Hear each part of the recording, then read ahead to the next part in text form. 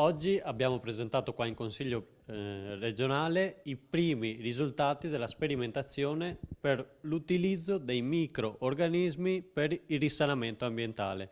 Cosa significa? Che questi microorganismi, che sono dei batteri, riescono a mangiare anche la molecola dei FAS e nel tempo di un mese, nei campioni che abbiamo dato al ricercatore, il dottor Prisa, abbiamo visto una riduzione, ha visto lui, una riduzione di 100 volte in un mese della concentrazione dei FAS. Logicamente questi microorganismi più restano nell'ambiente, più lavorano, quindi a lungo andare arriveremo a zero.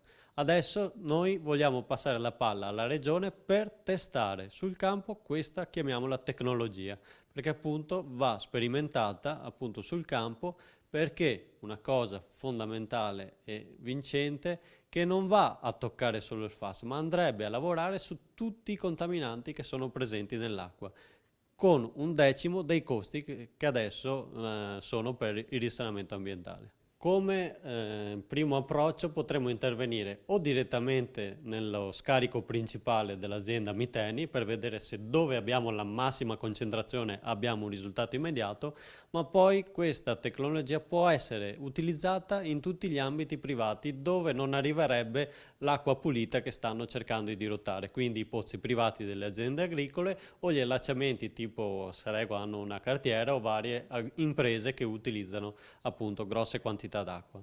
C'è un'altra questione che è emersa dalla conferenza, se questi microrganismi sono pericolosi. Appunto il ricercatore sostiene che assolutamente non sono pericolosi, anzi sono normalmente presenti in natura e quando non ci sono significa che appunto il contaminante ha squilibrato la situazione. Sono anche presenti nel nostro apparato intestinale, quindi sono proprio dei batteri che sarebbero normalmente presenti in natura e quindi se li beviamo addirittura ci farebbero meglio.